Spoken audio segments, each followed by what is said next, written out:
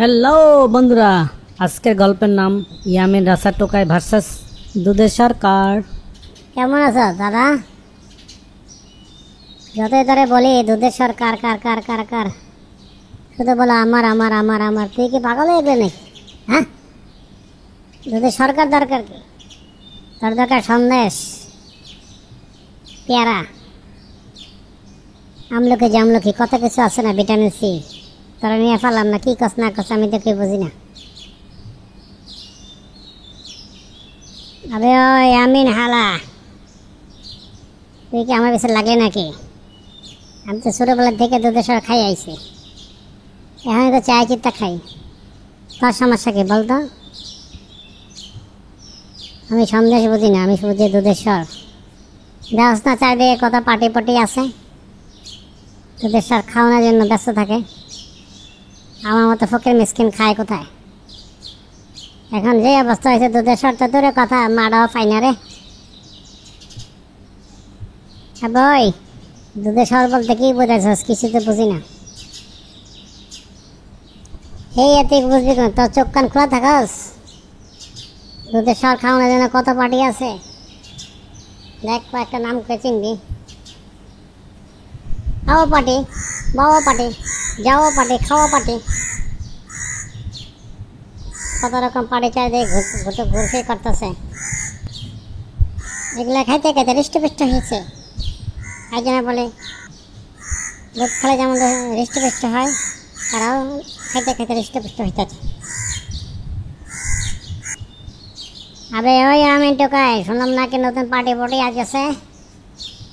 তোর কি মনে হয় কোনো নাম টাম জানোস নাকি? আরে ইয়ামিন হালা, তুমি তো শুধু খোঁজো তোমার খালা। আমি যেটা দেখো না, আমার মনে হয় নতুন পার্টির নাম হইব আম জাম লিচু। আবে টোকাই, নামটা তো খুব সুন্দর লাগতেছে, আম জাম লিচু। কেন কাঁঠাল কি দোষ করলো? আমি তোমার প্রশ্নের উত্তর দিতে দিতে দিতে দিতে দিতে আমি টায়ার্ড হয়ে গেছি। ভাইয়া তুমি একটু চুপ করতে পারো না? নাহলে কিন্তু ওই দেখো না, মুখ চেপে ধরব, আর মুখ চেপে না ধরলে গলা চেপে ধরব, আমার টুটি ধরব। কথা বেশি বলো না। আবার ঢোকায় একটা গান মনে পড়ে গেল, ওই যে সেই গানটা। তোরা যে যা বলিস ভাই, আমার সোনার হরিণ চাই। ইয়ামিন ইয়ামিন বল বল, এইভাবে বল, নতুন করে বল।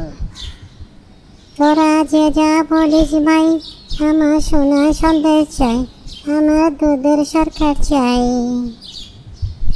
দুধের ভিতরে ঘোলা করে মাটা মোটা চাই না, দুধের ভিতরে ঘোলা করে দুধের ক্রিম চাই।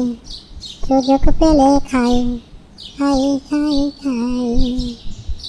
আবে ওই তোর মনে মাথাটা খারাপ হয়ে গেছে, কি চাই কি চাই না গোলা গালি, কি ব্যাপারটা তো কিছু বুঝলাম না। হ্যাঁ,